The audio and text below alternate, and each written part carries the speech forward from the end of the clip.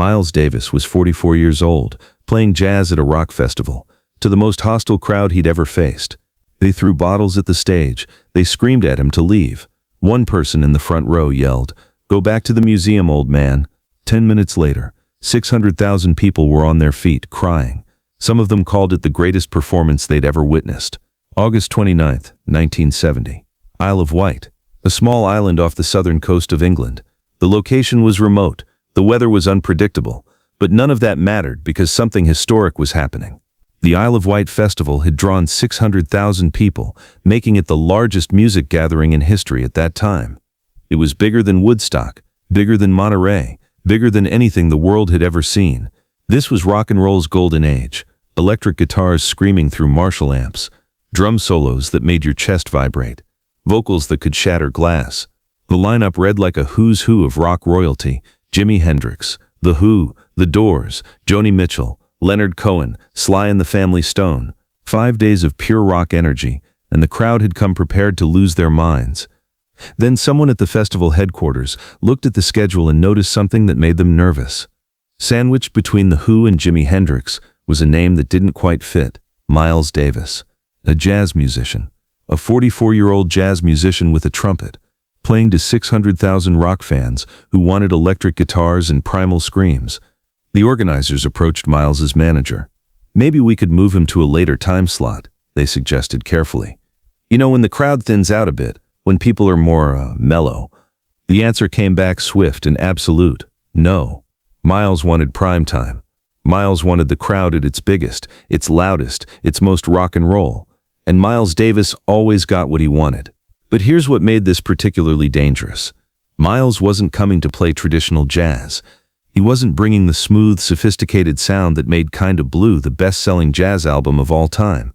No, Miles was bringing something different, something controversial, something that had already made half the jazz world hate him. He was bringing fusion. In 1970, Miles Davis was in the middle of a radical transformation. The man who had defined cool jazz in the 1950s, who had created modal jazz in the late 50s, who had been the epitome of sophisticated restraint, had gone electric. His new album, Bitches Brew, had just been released, and jazz purists were calling it a betrayal. "He's killed jazz," they said. "He's sold out to rock." Miles didn't care what they thought. "Music is changing," he told anyone who would listen. "I'm changing with it. I'm not old enough to be in a museum yet." His band reflected this new direction. Gone were the traditional jazz quartet arrangements. In their place, electric piano, electric bass, electric guitar. His drummer, Jack DeJohnette, was playing with the power of a rock drummer. On keyboards were two future legends, Chick Corea and Keith Jarrett. On guitar was John McLaughlin, a British musician who could make his instrument scream like Hendrix, but with jazz sophistication. The sound they created was aggressive, dense, chaotic. It was jazz that hit you in the chest like rock and roll. This was the band Miles was bringing to Isle of Wight, to a crowd that had never heard of fusion, to a crowd that wasn't even sure they liked jazz. When Miles and his band arrived at the festival grounds, the atmosphere backstage was tense. Rock musicians looked at them with confusion, some with barely concealed contempt. One guitarist, whose band had played earlier that day, muttered loud enough for everyone to hear, "Jazz? Here? What's next? A symphony orchestra?" Miles heard him. Everyone knew he heard him. But Miles Davis didn't explain himself to anyone. He just adjusted his dark sunglasses, checked his trumpet, and waited for his time slot. The organizers made one last attempt. "Mr. Davis, we could put you on later tonight, after midnight. The crowd might be more receptive then." Miles looked at them through those impenetrable sunglasses. "What time is Hendrix playing?" "Tomorrow evening. Prime time." "Then I want today's prime time. 7:30. It was 7:25 when Miles Davis walked to the side of the stage. The Who had just finished their set, and the crowd was still buzzing with that particular energy that comes from watching guitar-smashing rock gods. The sun hadn't set yet. The crowd was massive, visible as far as the eye could see, a sea of humanity that stretched back beyond the horizon. The announcement came over the PA system. "Ladies and gentlemen, Miles Davis." There was a moment of confused silence. Then murmuring rippled through the crowd. "Who? Did they say jazz? What the hell?" Miles walked onto that stage like a man walking to his execution, but with the confidence of someone who knew something the executioners didn't. He was 44 years old, wearing a velvet jacket, despite the August heat, his signature dark sunglasses hiding his eyes. Behind him, his band took their positions. Electric instruments everywhere, but clearly not a rock band. The booing started in the front rows, just a few people at first, then spreading like wildfire through the crowd. "Boo! Get off! We want rock!" Within 30 seconds, thousands of voices had joined in. The sound was deafening. Miles didn't go near the microphone, didn't try to introduce himself or his band, didn't attempt to win the crowd over with charm or explanation. Instead, he did what he'd become famous for doing. He turned his back to the audience. That iconic Miles Davis move, dismissive, arrogant, powerful. He turned to face his band, caught their eyes and nodded, and they started to play. The first minute was brutal. The music that came out was nothing like what the crowd expected or wanted. It was slow, but not in a pretty way. It was complex, but not in a show-off way. It was atmospheric, dark, full of space and tension. The guitar had distortion, but it wasn't playing rock riffs. The drums had power, but they weren't keeping a steady rock beat. This was something else entirely. The booing got louder. "This is boring," someone shouted. "Where's the melody?" Then the bottles started flying. Security guards near the stage tensed up, ready to intervene. Backstage, the organizers were panicking. "Should we pull him? We can't let this turn into a riot." But Miles kept playing.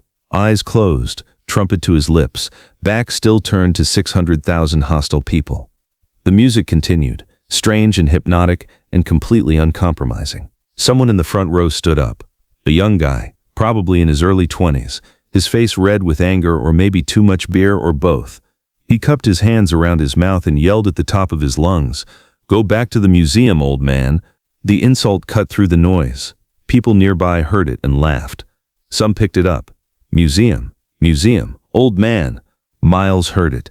Everyone knew he heard it. His shoulders stiffened slightly, the only indication that the words had landed. But he didn't turn around, didn't respond, just kept playing. That trumpet pressed to his lips, pulling out notes that sounded like he was arguing with the universe. 3 minutes in, and it looked like the greatest disaster in festival history.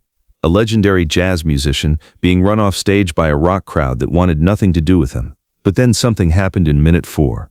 John McLaughlin's guitar suddenly screamed. Not rock and roll screaming, but something wilder, stranger, more primal. Chick Corea hit a chord on his electric piano that seemed to split the air. The drums kicked up, faster now, harder, approaching something that felt like funk, but wasn't quite. And Miles lifted his trumpet and played a single note. One long, sustained, pain-filled note that seemed to contain every emotion a human being could feel. In the front section of that massive crowd, a few people stopped talking.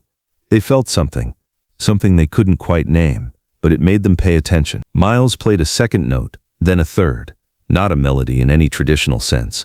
More like a conversation, more like his trumpet was speaking directly to something deep inside each listener, bypassing their brains and going straight to their guts. By the 5th minute, the booing had decreased. By the 7th minute, it had almost stopped, because people were starting to realize something. This music was attacking them. It was aggressive, angry, chaotic, but it was also beautiful in a way that rock and roll rarely achieved. It had the power of rock, but it had depth that went beyond power. It had fury, but it was controlled fury. It was art hitting them in the face. Miles was still playing with his back turned, but now it felt different. Now it felt like a statement. "I don't need your approval. I don't need you to understand. This is art, and art doesn't beg." The music built, the guitar wailed, the drums pounded into chests. Miles's trumpet became a battle cry, a sermon, a prophecy all at once, and people started to really listen. Not just hear, but listen. The 8th minute was when the magic happened. From somewhere in the middle of that 600,000-person crowd, a voice rang out. Not booing this time, but shouting in exhilaration. "Yeah, yeah, Miles." Then another voice, then a group, then an entire section. By the 10th minute, barely 10 minutes after they'd started, 600,000 people were on their feet. Not sitting with arms crossed, not booing, standing, clapping, jumping, arms in the air. Completely transformed. Miles was still playing, still had his back turned, but for a different reason now. Not from disrespect, but from power. The statement had shifted. "See, I can do this without needing you to like me, but now you like me anyway." The band could feel the energy shift. Chick Corea later said it was like a physical wave that hit the stage. Suddenly the air changed, he recalled. It went from hostile to hungry. They wanted more, and Miles gave them more. The performance stretched from 10 minutes to 20, then to 30, then to 45. Each moment built on the last. The music became more intense, more wild, more free. Miles's trumpet sang and screamed and whispered and roared. When they finally reached the end, when that last note echoed across the massive field and faded into the evening air, the roar from the crowd was deafening. People were crying, actually crying. Some had fallen to their knees. Others were hugging strangers. Miles Davis slowly walked to the microphone, the first time he'd approached it all night. The crowd fell silent, desperate to hear what he would say. This man who had just transformed them, who had taken them from hatred to love in the space of a few notes. He leaned into the microphone and said 2 words, "Thank you." Then he turned and walked off the stage. The applause and cheering lasted for 15 minutes. Miles was already in his dressing room, probably already thinking about something else entirely.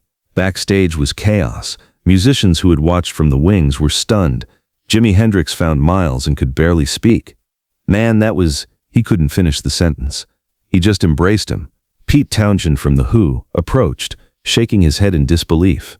"You just taught us how to play rock and roll," he said, "and you weren't even playing rock and roll." The festival organizers who had wanted to move his time slot came to apologize. "Mr. Davis, if we had known," Miles just smiled, a rare expression from him. "You did know. I knew too. Does it matter now?" The next morning, British newspapers ran headlines that no one had expected. Jazz invades rock and wins. Miles Davis conquers 600,000 in 10 minutes. The performance that changed everything. Music critics who had been at the festival struggled to describe what they'd witnessed. Miles Davis didn't just play music, one wrote. He conducted a mass conversion. He took 600,000 rock fans and showed them that the boundaries between genres are illusions, that great music is just great music. People who were in that crowd talked about it for decades afterward. Many admitted, years later, that they had been among the booers. "I was there," they'd say, often with shame in their voices. "I booed him. I yelled for him to get off. Then 10 minutes later I was crying and applauding. It was the most humbling moment of my life. He showed me what I didn't know I needed to hear." For Miles, the Isle of Wight festival became a turning point. Though perhaps not in the way people expected. He didn't suddenly become more accommodating to audiences. He didn't start pandering to rock crowds. If anything, he became even more uncompromising, because he had proven something to himself.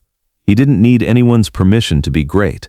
In interviews afterward, when journalists brought up that "go back to the museum, old man" insult, Miles would smile that enigmatic smile. "The museum," he'd say. "I'm not going to the museum, I'm building it. They're just going to buy tickets to see what I put inside."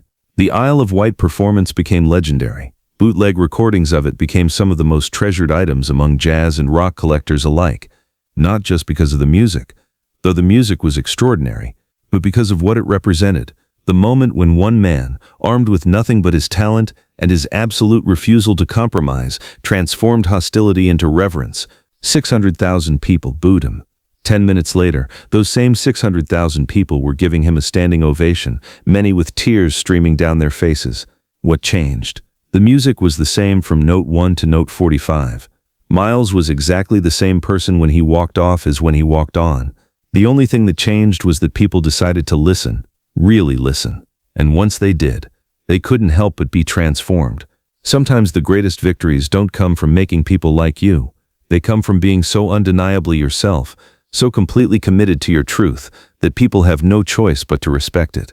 Miles Davis proved that on August 29, 1970, on the biggest stage in the world, in front of the most hostile audience imaginable, he didn't win by being nice. He didn't win by compromising. He won by turning his back to 600,000 people and playing the music only he could play. And in doing so, he reminded everyone watching that real art doesn't ask permission. Real art doesn't beg for approval. Real art simply exists and dares you to ignore it. No one at Isle of Wight could ignore Miles Davis that night. And music has never been quite the same since.